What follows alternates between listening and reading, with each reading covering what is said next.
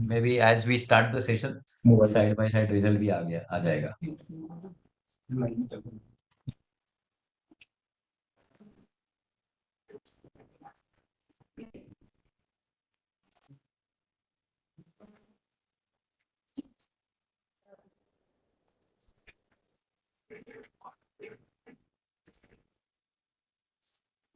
Ashish, meanwhile, Yes. what you can do, Yes, sir. uh, you can go live on Yes. YouTube and YouTube live is going on. Can you see my full screen? Yes, sir. you're sharing something, sir? Yeah, I already have shared it. Yes, sir. Yes. Fine. And is that a full screen you're seeing? Good, sir. Okay.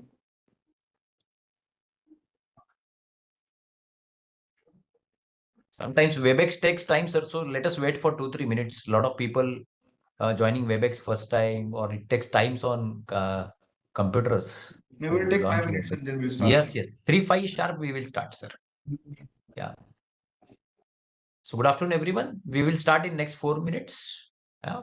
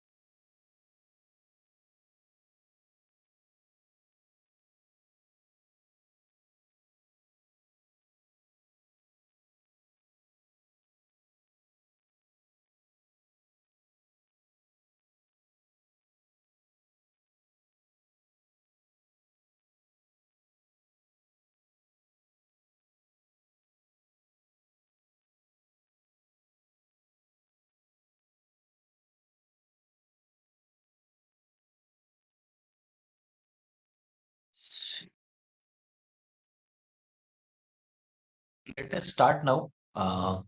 Good afternoon, everyone.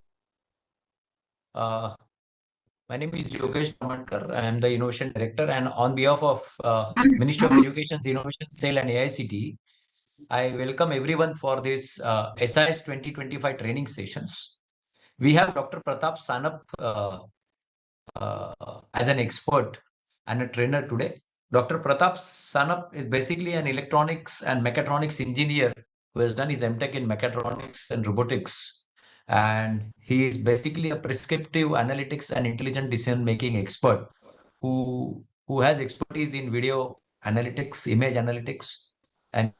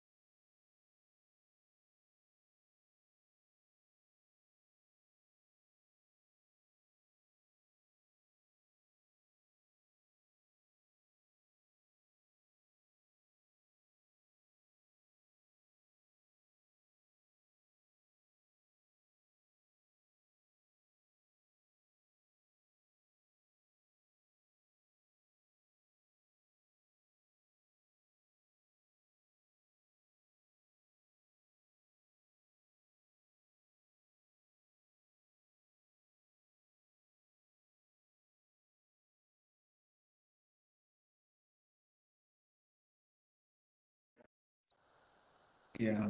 Thank you so much, sir, and really appreciate for this opportunity to speak with larger young students of Indian engineering community, technology community.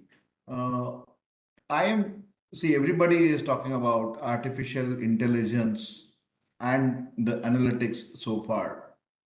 But I am trying to bring a different point of view about where the artificial intelligence is facing a difficulty and where and how we can actually think through before implementing any AI solution. So I have given this name as artificial stupidity, which is a illusion of the intelligence and how we can really better in building those critical, complex, and comprehensive solutions going further.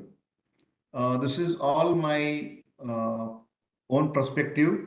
I have given enough thought about building this presentation, so I can bring some ideas to you for you to take care of your solutions going further. So, uh, with this note, I would like to start by giving you some ideas about there are four major elements where I think the overall AI system may have some challenges. This is not, I will not only talk about data, the algorithm accuracy, but something beyond that is also very, very important for us to understand. The first and the foremost thing which is coming to my mind is compliance and governance. See, every country is going into a digital transformation roadmap for most of their internal operation as well as the companies that they are having in their geographies.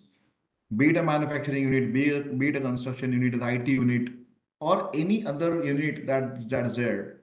Typically, the governance related to this all digital transformation journeys, as well as especially on the AI side, is becoming a very, very important aspect. Now, while we build our solution, I think we should also be very careful about are we really violating any compliances or governance challenges or not? You may be able to build a amazing solution, but if it is not coming in the purview of compliance or governance, probably that will not be a good idea to implement it. I think the proof of concept, the lab experiments, all that works out well. But when you really go for a larger production, I think the compliance and governance becomes a very critical element of our solutioning. You must have been hearing about a lot of AI acts are coming. Along with that, a lot of stories are coming about how the digital bill of the countries are being made, where and how the legal governance is taking care of your advanced technology enablement into it. I think the EU AI Act is already in place. It is a very good framework built for transparency of your AI solutions. AI tourism is there where trust, risk, security, and management becoming a part of our solution. So I want to move on from a normal AI development to a compliance and the governance management AI development, which is going to be the next phase of the entire AI suite that is required in market. Now, when we talk about compliance and governance, typically the transparency and explainability becomes another very important aspect of your AI solution. Because for each and every stage of your implementation, this transparency and explainability requires a documentation. Otherwise, we will not be able to get the good governance done. When we started our development or learning AI long back, then everybody was saying AI is a black box. But today, AI is treated as a very good, friendly, transparent, and an open element where every stage of AI implementation is well known to us. A lot of statistical models can be built on top so that we can take that information and understand the explainability or the workability or the process that has been used while building those solutions. So it is no more a black box, which was treated as a black box earlier. Now, explainable AI is the concept that every customer, every individual that works with us would love to have it. The another important aspect when we talk about transparency and explainability is about data. Of course, we all know that AI without data, we're not talking any sense here. It's already a stupidity. But even though that data which is audited makes more relevance, more important when it was called as like data auditing elements into it. So when we create a data for my learnings, how much data is audited? Is there any framework that you're designed to do the data auditing? Or is the data which I am using for my entire solutioning in terms of building a critical element of it where I need a XYZ data for my model. If I get a data which is beyond XYZ, how I can reinforce my model to learn those new elements or how I can cater those corner cases. That is really important for us to understand. So going further, data auditing along with your model auditing is important. So we should be very, very careful about creating an additional framework along with your machine learning framework or AI framework for getting the data to be understood well. Garbage in, garbage out is a very common word. We have seen this word many times. Even the same lies on my AI solutioning as well, where if the data is not good, the output will not be good. But how good, bad, ugly is my data that my auditing platform should tell me. So while I build my data augmentation stories, while I collect the data, while I do a stratifying my data, for that, we should also very, very carefully using my auditing element into it so that my models are very matured. The outcome I'm expecting from my models are very accurate, appropriate. So my business outcomes are coming out well. Without me getting a business outcome appropriately, using that all analytical models might not be really useful. Now, when we talk about partner ecosystem, I think independently, the intelligence is not working. There will always be a context. So what we call it as a wisdom, which is beyond intelligence, but you look at the current scenarios of your AI development or the context that you're building, it all requires harmonization of data coming from various sources. It is not the only source. Now, when we were doing it like 5 years, 10 years back, it was always a one problem that we would like us to uh, get into this domain of solving a problem. But now, since the processing power has gone up, the memory management has gone very, very significantly high. It is really, really important for us to get that into the wisdom mode, which is beyond intelligence. where I can have various sources giving me the information. We are identifying the context of each sources, then bringing that context into my analytical engine and getting me the right outcome. That is what is needed. So your partner ecosystem while you build the AI solution becomes very important. And of course, the last one is economic cost of development and measuring business benefits versus investments. We need to identify the first stage of what's my benefit, how my investments are going, to have a very clear cut roadmap designed into it. If you do not have that, typically we majorly work on good proof of concept, but when it gets to the deployment stage, I think there are many challenges which we see. Not only from the implementation perspective and deployment perspective, but the user perspective, the time complexity, the space complexity that we heard this word, those become very critical. And majority of the AI solutions which doesn't go beyond my POC stage will have this kind of challenges coming to them. That is what I was saying. The POC always work, but need to consider a cost of deployment and scalability. And the POCs are not only for technical risk assessment. There are many people are talking about TRL levels, that like we call it technology readiness levels, and POCs are considered to be a technical risk assessment. But along with the technical risk assessment, we have to have one more bucket of your economical or investment assessment along with the ROI that I get from my business or my solution. That also matters a lot. So while I build my AI solutions, I need to be very careful about compliance and governance, transparency and explainability, partner ecosystem, and an economic cost. If we miss any one of them, then we are likely to go on the path of artificial stupidity, where my intelligent solution might not give an appropriate outcome that I'm looking out for. So sometimes I keep saying that Gen AI is not the only AI. I think there are a lot more AI use cases are coming, and Gen AI is not only helping me to understand the content or writing the content or validating the content, especially the text or documents. It is really, really beyond that. The current spectrum of market requirements is changing from normal AI to a very complex and specific AI solution that the industry demands. Take an example of aerospace, take an example of manufacturing process automation, take an example of your normal fintech has gone from complex fintech solutions. The healthcare is talking about a lot of more AI use cases, not only for my data management, the record management, the patient management, even in the diagnosis system as well. But to implement those solutions, my context remains very, very important. So my partner ecosystem,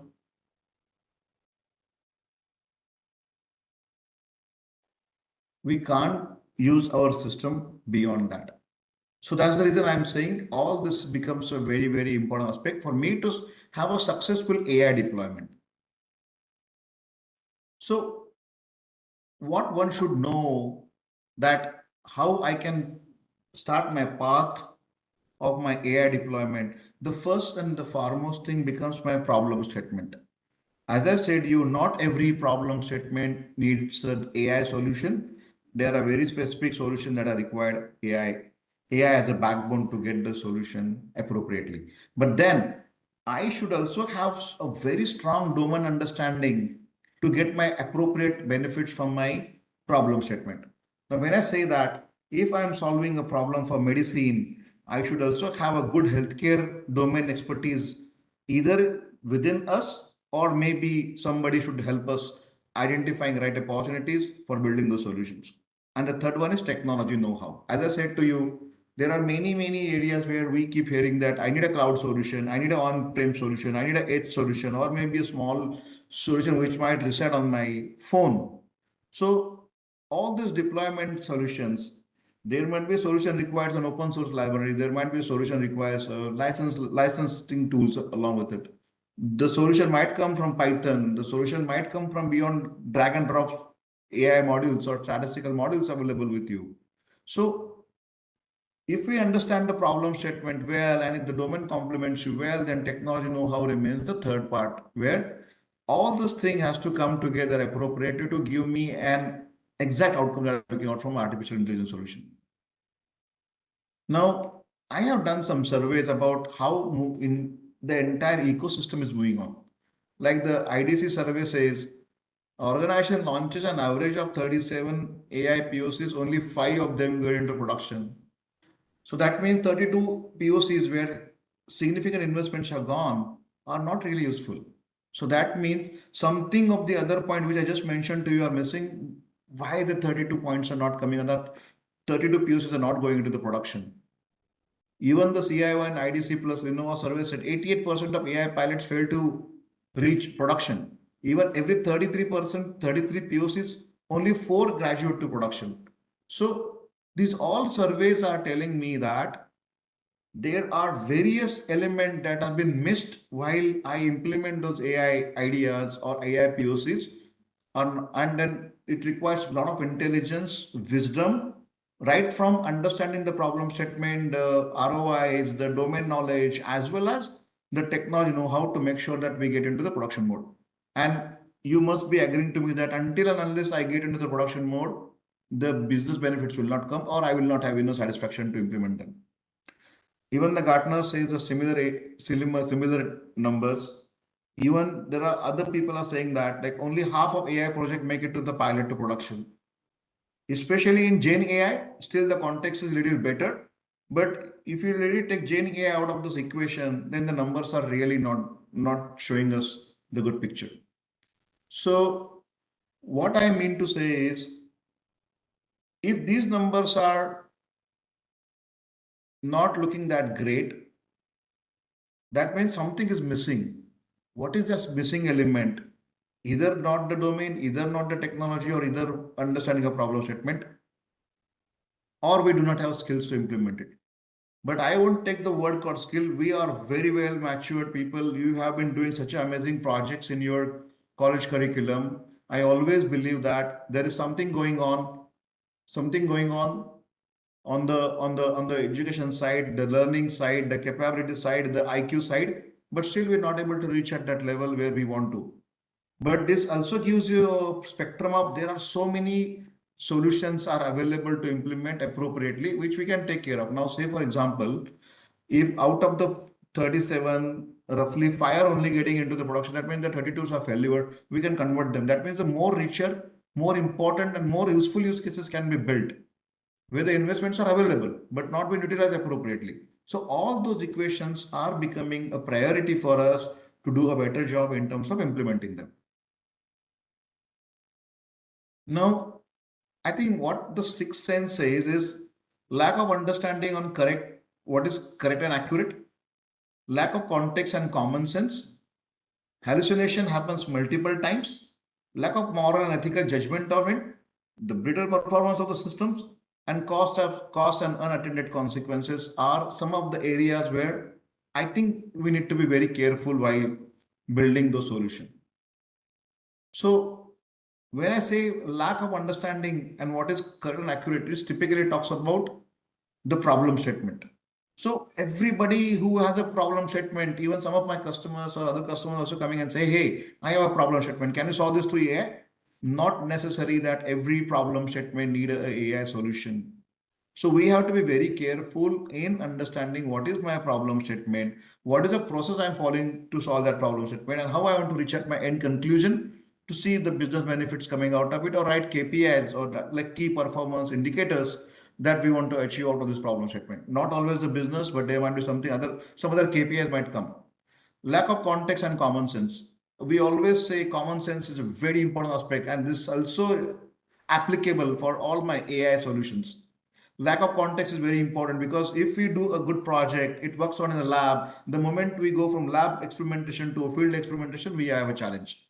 There might be an environmental changes, there might be a data acquisition changes, there might be a data representation changes, the user base might be different. So all that is very, very important. That's where I say a lack of context and common sense. Hallucination, we already have heard a lot more stories about it. It is a problem because many a times, even though we have a great explainability, but one wrong data input in my data set can create a lot of challenges for me to understand what is the hallucination and how it is happening. For that matter, my data auditing platform remains very, very critical for us to avoid this hallucination kind of challenges that may come across. Lack of ethical judgment. I think that's very well said. We talk about responsible AI, ethical AI. I think it's very important. While we build it, I think things have been coming out in an appropriate way. But while I talk about appropriate way, it has to be ethical and moral way as well, which we have to take care going further. And of course, the better performances is the moment we change the user base, the moment we change the number of users, the number we change the personas that are using the system, I think the performance is going to be affected. So I always say that one should know what he or she should, rather she don't know. That means a lot of exploration can happen. And if I don't know what I don't know, then it's a problem. The same applies for my AI solutioning as well. If I know the problem statement well, if I'm complemented well by domain and I know the technology, then I can be a very good person who's building the AI solution across the industry. Now, I think AI system often lack in world's knowledge. They don't understand the real world context and the way how the human operates. So every human is different. I think the context keeps changing for every personas. Then our AI system has to have that scalability, that adaptability to make sure that I'm covering most of them. Casual reasoning. I think there is a lot of correlation that we do it when we behave in our day-to-day activities. But then when I build an AI system, I think we don't look at the correlation element. Majority of them are typically looks out for the causes, but there has to be a cause, there has to be a correlation, and then build your reasoning on top and then build a solution. Of course, common sense I already talked about. AI can fail even the model works perfectly in theory. That's what I said to you. There is a lot of over trust that we do on lab experiments where I know the data, so the experimentation goes well. Typically, the moment you get out of the lab experiments, I will have a challenge. People rely on AI without checking its outputs. Sometimes that also happens. So what generally happens is if you are checking the output, how my AI system was behaving, then probably you'll get to know about whether the output is appropriate or not. The trust can happen. There can be misuses as well, which we can avoid while I build a solution. Core integration, I already spoke about that. Human workflows needs to be understood well. I need to understand the process well for build my solutions. So in the entire solutioning process, I may need one model, two model, three model, four models, or multiple models, which might not be much wanting to be interacting to each other. I think that's where we talked about the concept called model factory. Now we have spoken about one model implementation, two model implementation, but then when we are building a larger ecosystem solutions, we need something to understand about how my model factory behaves. Ethical and legal oversight, we already talked about it. Sometimes the hiring of algorithm also goes wrong. So we have to be very, very careful about which algorithm, what algorithm, how it is learned. All that is becoming a critical element for us to understand. So I have actually double clicked some of them together. Poorly defined and misunderstood problem statement can lead to unclear goal.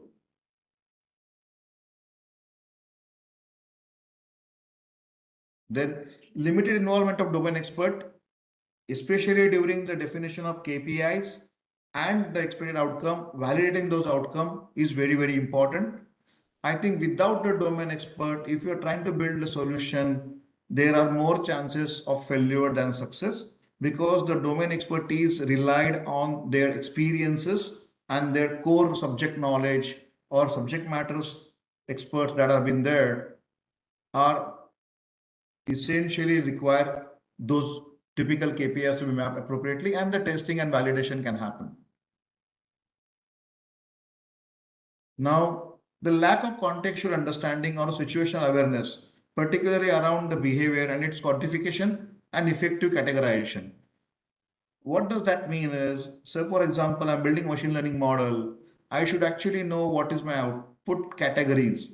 And majority of the time, the bucketing that we do for this categorization might not be appropriate.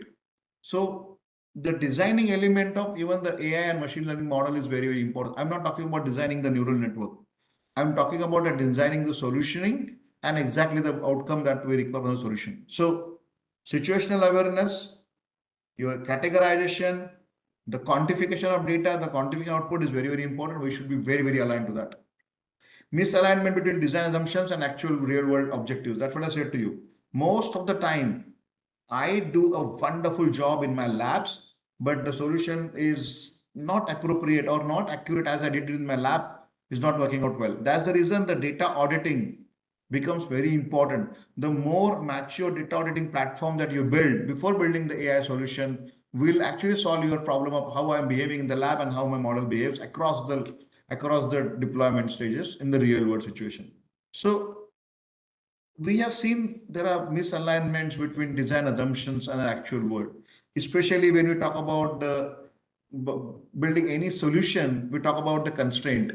Similarly, while you're doing a documentation for your AI project, how much emphasis you are giving on your design assumption and the constraint that you want to build a model. If the constraints are appropriately mentioned, they appropriately governed while you're building the solution, then you are aligning to a good AI product as such. But if you're not aligning it appropriately, then again, I would call you are likely to fail in that case. Rather, we are likely to fail in that case where I don't get a right output of the system when I go to production level element of it, or maybe the field element of it. Implementing understanding of the user base, including their needs, workflows, as well as interaction with other systems.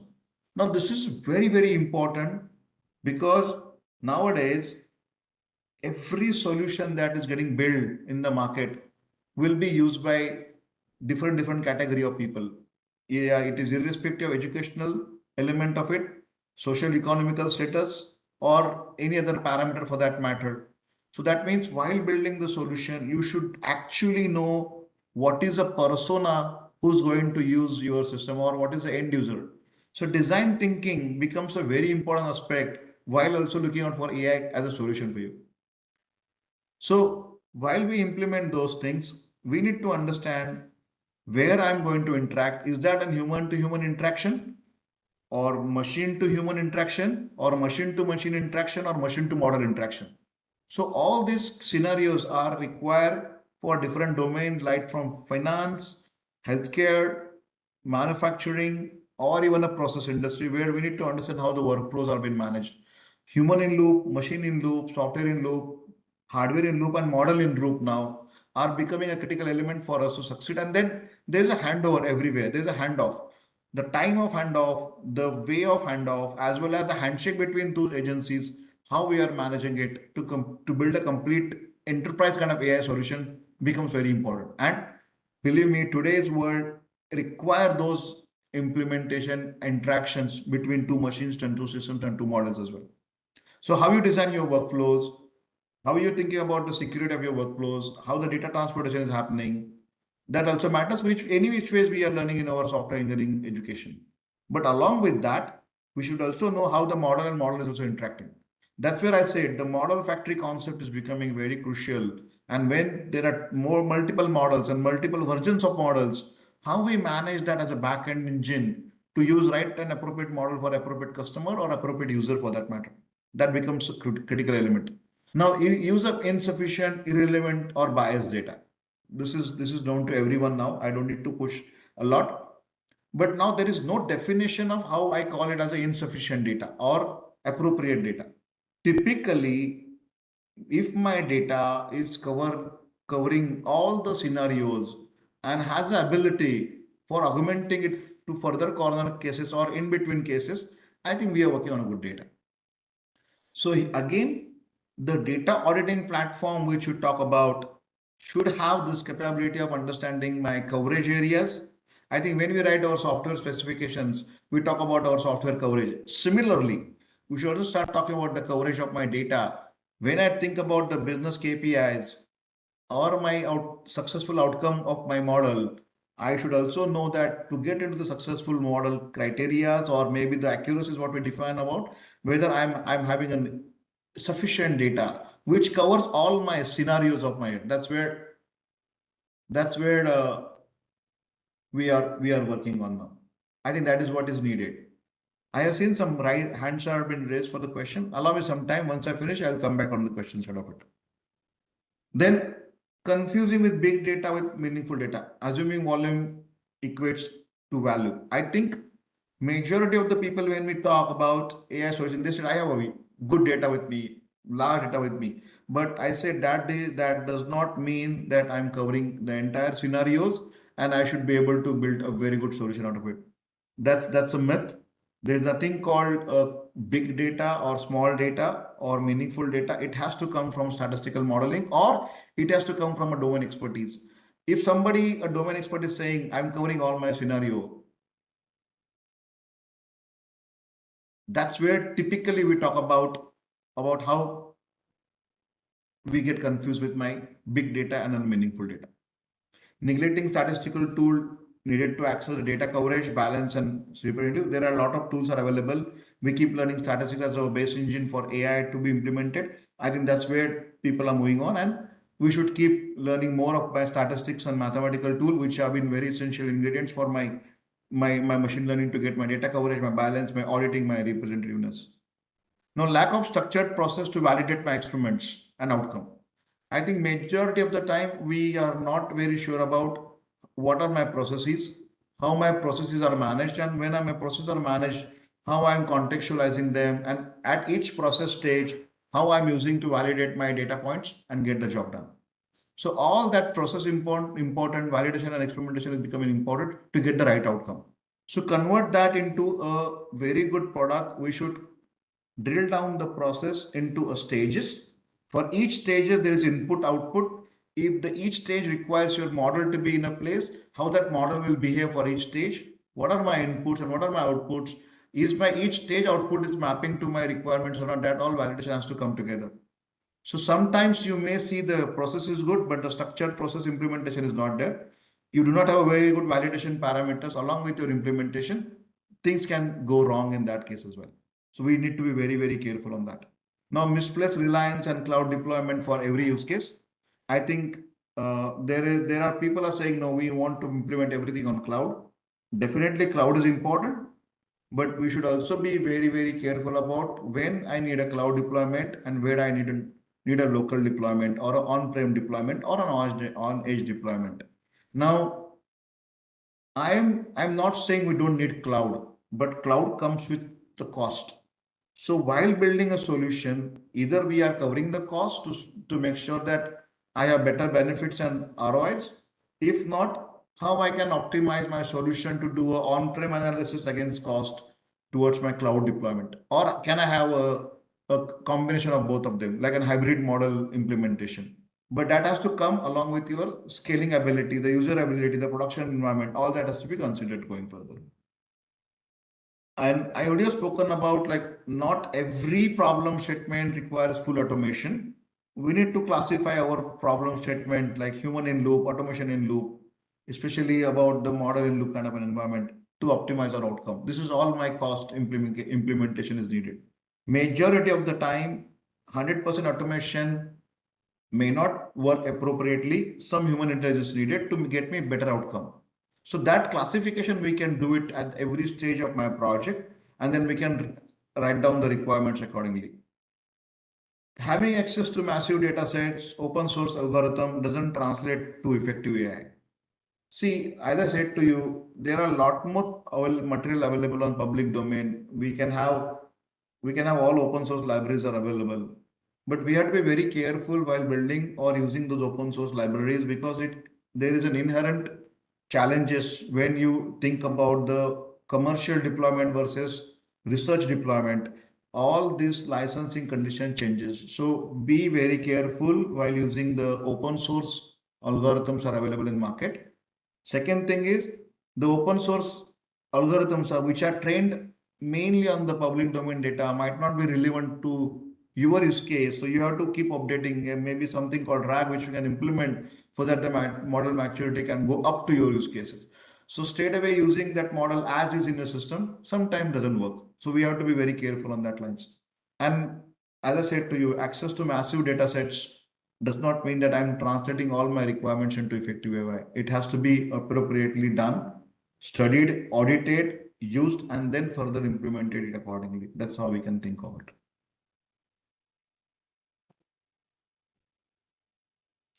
Now, I have given some ideas to avoid how I can get into a good AI implementation done. Like avoid artificial stupidity for that matter. I should know my data, which I weighted very high, about 25%. I should also know my customer, who's my user base, which I rated very high. I also need to know my environment, which is about another good thing, that whether I'm deploying it locally on cloud, on edge, on my phone, is that a Windows application? Is that normal web application, or is that a phone application? All that we need to really think about. The best part is that I also need to know our competency levels as well. While building those solutions, am I really having those resources available with me? If not, how I can build my team? And then of course know my team. It's always a collaborative environment. So not a single individual will be able to give me a complete comprehensive or enterprise solution. It is always a combination of people coming together and building the solution. So this is all my experience saying that to get the good, reliable and accurate AI implementation done, these are some of the factors that we should be worrying and prioritizing going further as well. Now, continuous monitoring and continuous training framework. So majority of the time, I have a feeling that my continuous monitoring and continuous training is needed because it's a public deployment. There are a lot of people are using, different type of personas are using. That means my data is coming from various sources and various regions. There could be some uncovered cases. So to bring that into the system, how can I be sure about how I build a solution which will be monitoring my outcome coming from the models when it is deployed, and I validate against what is the input given to it, and if the input is beyond my learning abilities or a learning coverage, how I can retrain my model, that I need to really look into it. That's where I always call as a continuous monitoring and continuous training framework. Model factory, I already told about. The versioning system and the post-production monitoring framework is something that we should actually look into it. We already have learned the versioning of our code, but learning how my model versioning should happen and how I can categorically using different models for different uses and different purposes. So they are solving one business problem. It's actually an important aspect for us to look into it. So understanding the model framework becomes a critical factor. Now, super hyper personalization. I think the way the entire ecosystem for AI development is moving, it's moving towards catering to a very specific request, and every specific request for every specific business, and every specific business with every specific person of the business. So that means one geography, one model, one business KPI, one model, or one person or one model doesn't work. So we have to build this all model factory environment to cater appropriate and right requirements from the customer side as well as the usability side, where I need to know who's my user, which model is appropriately been done for that particular thing, because I have a good library of models which we can actually use it accordingly. So this is where we can consider some of the engagement elements for me getting into a successful AI deployment. So it is all about like intelligent automation versus AI. Both things goes hand in hand, but automation requires little different type of skills, but bringing AI in automation is what we are trying to do it here. So I think what we generally do when we build this AI solution is we know what we know. That means I have a knowledge about the age of environment, where we wish to deploy it, availability of substantial domain expertise, knowledge of availability of sufficient data, knowledge of deployment environment. If I have known to all those things, then my AI adoption goes really well. And the call to action is I can start implementing if I have the budget with me. So this is where I'm in a good shape, where my call to action is good. We can go and build it. Now we know what we don't know. Then we need to define a maturity of the problem statement. Then the availability of measurable KPIs. The quantification of data and experiment can be done. The quantification of the required versus available resources can be done.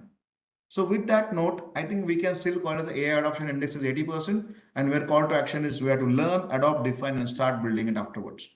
The first element where I need to worry about my budget. Second, I need to worry about my budget. Along with that, where I am to start my AI journey. The third thing typically goes when we talk about like we don't know what we know. It's an exploratory phrase. So I think I can say that the entire ecosystem is to collaborate between domain and technical team. We have to bring a lot of people together who knows domain and who knows technology. They need to speak together, understand the problem statement, design a lot more on the document first, do a whiteboarding session, and then you start getting into the solutioning part of it. The second portion is where I can start the solutioning part because we have to worry about we have to think about the maturity of problem statement. Here, the entire ecosystem to come together from domain and technical perspectives to understand whether we want to solve that problem or what it takes to solve that problem. I think I would call it as a little lesser AI adoption index where we have to discuss, identify the opportunities and then go back into solving it.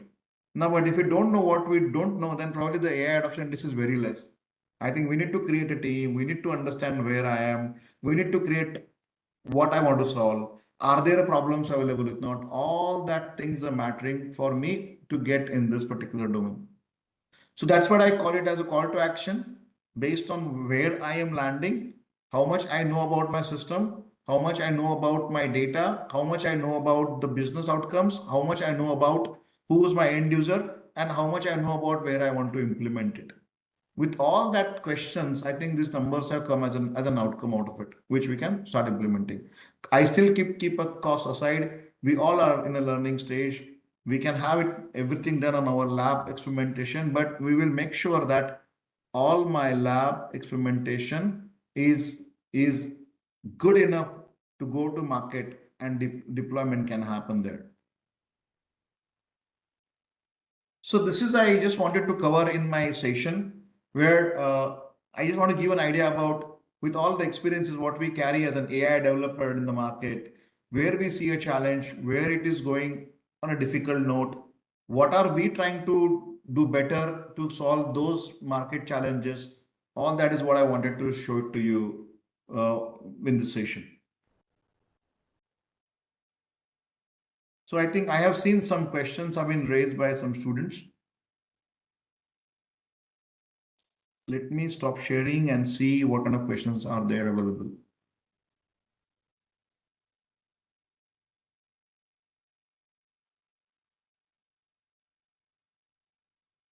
All right. I hope I'm able to deliver a message to you typically about where we can more focused on getting my AI implementation going on the right note so I can avoid some stupidity of building those solutions. That's the message we want to give it to you.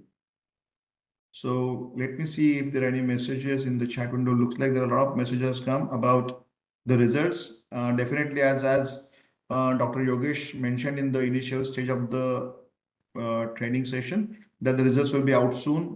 By today, you may have the first batch getting the results will be coming to you. But do you have any questions, any thoughts on the presentation icon? You can raise your question, raise your hand. You can unmute or type on the chat window.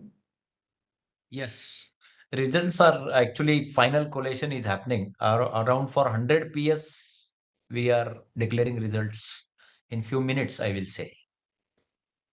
Yeah. Yeah. Thank you, So Lalit.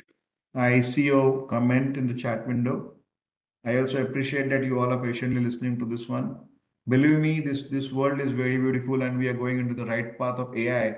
But these small things can make a problem areas for us to go into big bang in the market. And definitely, you guys have been very smart enough with small inputs, which I shared with you with my AI experience and whatever I've been building so far might be helpful for you to cater more towards good use cases that you saw in your education and also in your future career marks as well. I think results are out. Guys, you can go and check your results. I think the first batch is already out on the website, I guess. Yes. Any questions from the team? Anybody wants to say anything? I'm more than happy to learn as well.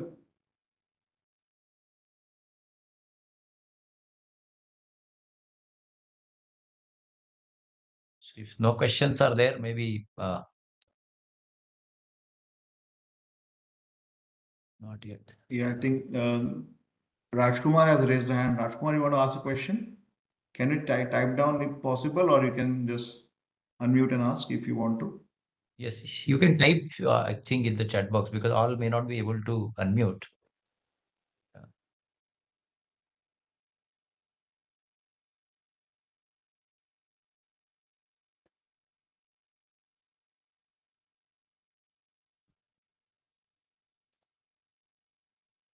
It's a long question on AI.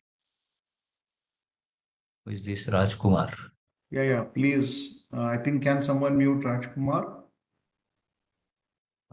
Let me see if we can unmute him.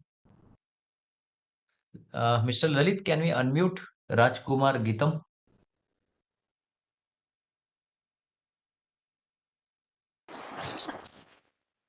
Hi, sir. Good afternoon. Sir, the session was quite useful and then insightful. So my question is in terms of the AI practices that we are currently looking at. Sir. So most of the areas which we are venturing into, especially uh, in the defense tech, some of the data sets that we want to access, which is not really accessible. So if somebody wants to build such sort of intelligent systems, though they have a very clear segmentation, though they have a very clear problem solution identification, if the problem itself is inclining towards the implementation of AI, how do one can train or how do one can collate such sort of data sets which can still be private, but still they can be able to be converted into meaningful AI insights? Yeah, I think this is more or less understanding how I can get the data. Is it right?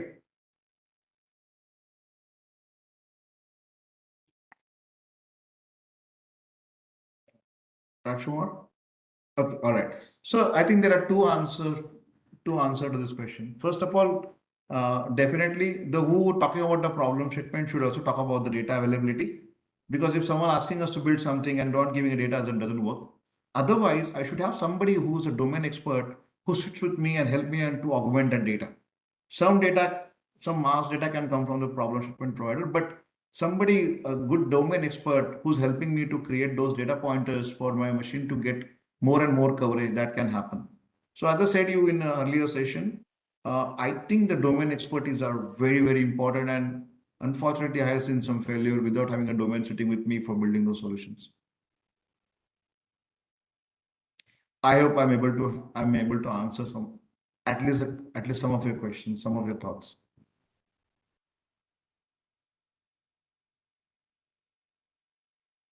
Okay.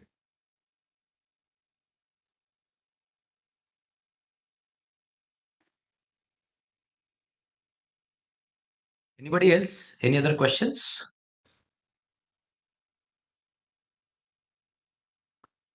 Yes, See, not please. all the problem statements somebody is asked about the result. Batch What 2 with will it? not be announced today. Yeah, it will be announced uh, a few on Saturday, few on Monday. Okay, so I request all the participants to bear with us. Right. Yeah, Rajkumar, you want to ask one more question? You can, please.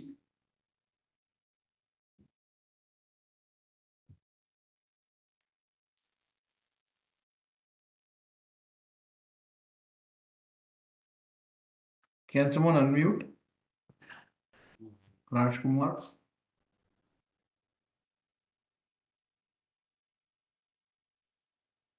Yes, sir.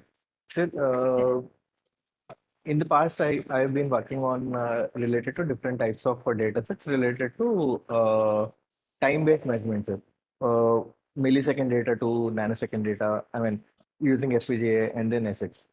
Now, Okay. the one big problem that I used to encounter is in terms of streamlining this data into meaningful data. While initially, when the data set is very small, if I run for if I do the run for about 10 minutes, the data is really meaningful. But if I try to do the same set of kind of interpolation for about 60 minutes or 65 minutes, since I'm collecting the data points at every millisecond, the kind of data that I'm trying to do it is very, very high. Even if I try to apply Butterworth filtering or any other different type of filtering techniques, it doesn't make any sense. And even if I try to make any neurons also, the kind of data that it is collecting through the hardware, it is massive. Is there any kind of way that I can structure my data so that, at every regular interval, it can form a meaningful insight, and then the scraping can happen at a very effective technique with the existing resources? Yeah, I think, see, if you talk about a data frequency and you have a interpolation is the right approach that you applied. I think we can get it out. But I see there are one or two things that you need to think about. One, definitely how much you have in-memory processing available when you get the data in whichever device you're working on, so that the interpolation can go well. And while writing the interpolation technique, who's the domain expert sitting with you not to miss out those cases which might miss out in between the interpolation exercise that you do. I think these two things that you need to take care of. And about the massive data, are you really working on like on-prem in deployment, or are you want to work on an edge? If it's on-prem deployment, probably you can definitely not to really worry about like how much is the frequency, because the data transfer is happening within the system, within the environment within a small area, so that the storage can go high. But if you have a challenge on taking on the cloud, then probably the interpolation way of handling the data and storing might as well. So you need to speak with some domain expert who can give you an idea about like how much is the data transportation and interpolation that you should do. Along with that, how much is the in-memory processing available for you to solve the problem. Understood, sir. So just a follow-up continuation question, sir, because this is specifically I'm asking about the drone guiding systems, sir. So in certain kind of drone guiding systems, so if I collect that millisecond data, that sort of data is very critical for me, because once the device deployed, it is expendable. I cannot recover the machine completely into my thing, because it is expendable. So any data that I collect is more meaningful. So it is, though it is doing some sort of computation on the edge, but most of the data has to be retrieved onto the cloud as well. Yeah, but then I think then you can have a mixed bag of implementation. See, anyways, you are working on, you talk about drone, that means you have a controller on the drone, right? And Right, sir. then there are two types of memories you can have on the controller. The fixed setup memories which we can have a card, but you can store maximum data while the drone in operation. And then you can set a frequency with another controller connected to that, which will keep transporting the data on your local machine. Even when you talk about drone, it is not necessary that it should be outside your good network. Even now 5G, 6G also can give you a good transportation element of it. But typically, the architecting looks like a challenge here. How much you are storing in memory, how much you're storing on your storage capacity on the drone, and how frequently you want to send it to your server, which may be within the vicinity of Wi-Fi or a closed network, or maybe through your cloud. All that has to work from the architectural point of view. That's what I see it here. Thank you, sir. The conversation is quite insightful. Thanks a lot. Thank you, Raj.